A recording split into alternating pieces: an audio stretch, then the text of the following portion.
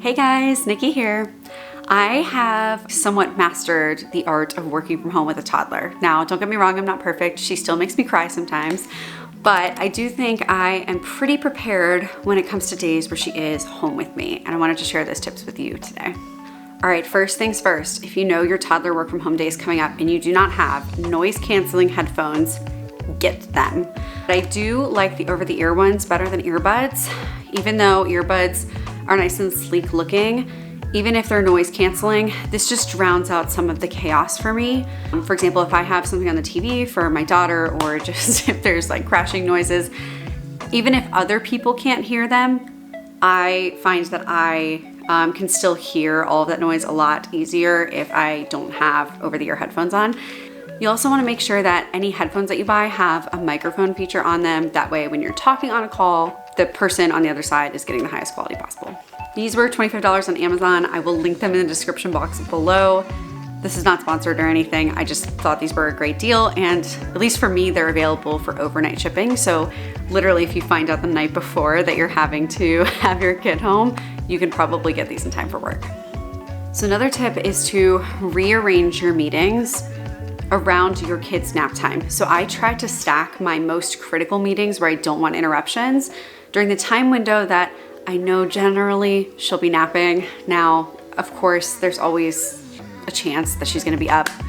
There was one meeting that I remember I literally had to just cancel because I was running it, and she woke up and wouldn't go back down, and then just started literally screaming on my call that she was pooping. And I was like, I'm done. I can't even think straight. I had the wrong deck open. It was a hot mess.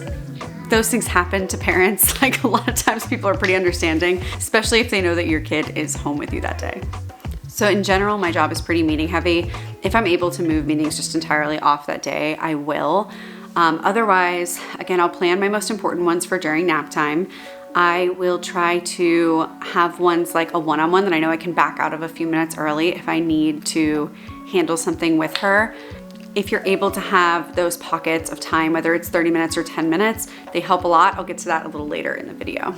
So another tip is to have 2 to 3 activities planned that you can take advantage of if your kid is just kind of losing their mind. So one, it's not super popular with a lot of parents, but screen time. I know my kid loves Bluey, she loves Blue's Clues. So I know that I can probably keep her busy for 30 minutes to an hour if needed by popping her in front of the TV, but her attention span is only so long. So I like to have other ones in mind as well. One that worked fantastically well once was taking paintbrushes and a solo cup of water outside and letting her, not kidding, paint the ground with water. Kept her busy for 30 minutes, mellowed her out. We were outside. I think a lot of parents know that their kids just tend to be more chill after they've had outside time. I don't know why, but fresh air just helps. It could also just be some sort of novel and new activity. Like if you have stashed away extra toys from Christmas time that you didn't want all sitting out in your house at once, break out the new toy that day. It'll be great. Or if you have activities that you typically only let them do while you're traveling, so like a certain coloring book or things like that, this is your chance to give it to them and let them do their thing. Wherever possible, also try to prep their food in advance. So even if it's just cutting up some fruit the night before or before they wake up that morning, it helps a ton. I have been in the position where I'm trying to like food prep while I'm in a conversation with someone, and you just end up not paying enough attention to the kid or to the call or whatever is going on, or like God forbid you cut your hand. Like, it's just not worth it. If you're able to get any of that ready before, then it's awesome. Also, just like, don't be afraid to lean on snacks, especially if it's just one day. Again, you're kind of in survival mode on a day like this, so just be kind to yourself.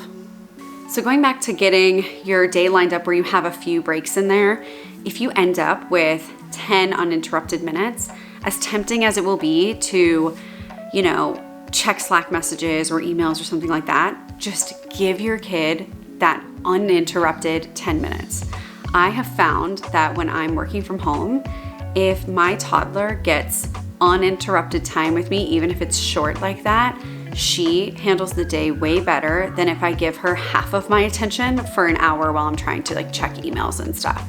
I think the connection just really helps them mellow out and know that they're still important, and then they're fine to do something more on their own for a little while. So what I will try to do is, go read a book with her or play blocks or something where I'm just 100% engaged and I'm able to walk away from my laptop entirely. And it also helps me mellow out, if I'm being honest. If you have understanding coworkers, I would just drop a note too on whatever instant messaging platform that you guys use. People tend to be pretty understanding, especially if you're not the only one with kids. And so if there's a little bit of extra noise or something like that, you're not gonna feel pressured to explain it on the call. They'll just kind of know. Or if you are a little bit less responsive than normal on Slack or something like that, again, you kind of have that little bit of extra forgiveness. If possible, I would take a meeting or two outside if you have some sort of outdoor space, even if it's like a small balcony. Part of the reason why I do this is because she tends to be more mellow after outside time, but also if she is just in a loud mood and she's like yelling and screaming and trying to get my attention, if I'm really in a bind, I can just kind of walk away for 10 seconds and come back. And even if she's yelling at me, it's harder for everyone to hear. And also just, again, the noise just doesn't carry the way that it does inside. So I am able to concentrate a little bit easier on whatever it is that I am speaking to at the time. And lastly, I like to plan something fun at the end of the day. Most of the time, my toddler has had, a lot of partial attention, some dedicated attention, but it's definitely the minority of her day. And so I like to take her somewhere to kind of just celebrate us and get connected again. A lot of times this is treating her for ice cream or going on a walk or just something where it's just us and we can kind of reset after what has inevitably been a long day for both of us. If you try any of these tips, please let me know in the comments if they worked for you or not. If you found this video helpful, you may also like my toddler hacks video, which I'm gonna link right here on the right. Hopefully this is the right when I edit the video. I don't know for sure. Thank you for watching and I will see you in my next one.